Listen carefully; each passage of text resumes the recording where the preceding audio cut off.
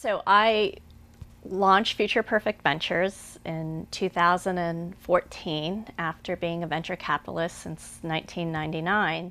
And I read the original Bitcoin white paper that talked about seamless transactions across borders without intermediaries, and I started thinking of how this could be kind of the next wave of the internet, or allow us to transact in a way that the internet still hasn't allowed us to.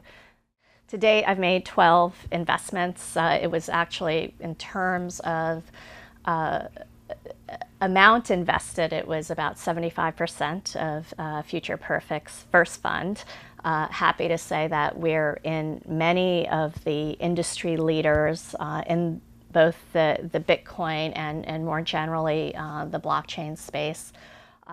We're seeing the proliferation of this technology, and we're not sure exactly what the business models are going to be around this, but I have a strong sense that it's going to be kind of as many or more business models that emerge out of the internet we're going to see come out of the blockchain.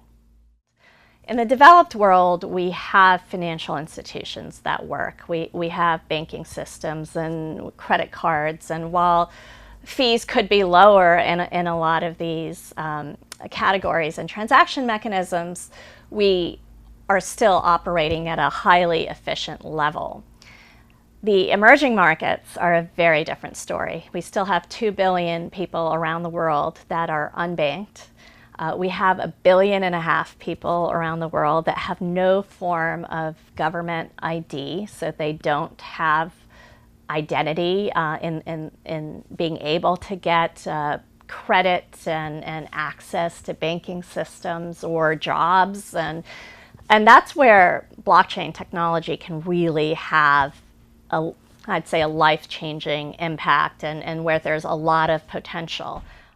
And then in Europe, with the Bank of England now kind of authorizing private company information to be written to the blockchain. Delaware just passed regulation in the last month for the same thing. So I've always believed in investing in the strongest entrepreneurs, and especially given that the fund focuses on really frontier technology like blockchain, like artificial intelligence, Internet of Things.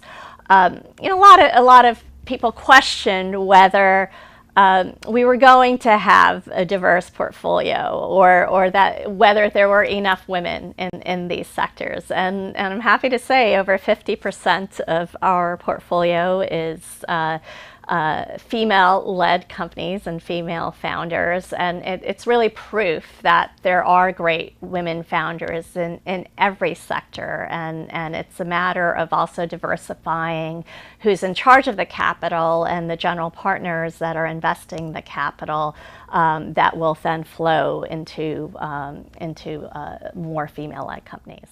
What we need to do right now, and where I spend a lot of my time, is showing where the use cases are, and how it can have positive social impact, and how this isn't just about coding in a room, or nefarious activity between drug dealers. That this is technology that can be used for all these great purposes. And I mean, I point to an example of a project right now in Afghanistan that has distributed Bitcoin wallets to teenagers, who then get small amounts of Bitcoin every time they publish a blog post, and where it would be hard to be able to distribute capital through credit cards or other means or banking accounts to these girls. They actually have a wallet that they only have access to, and are getting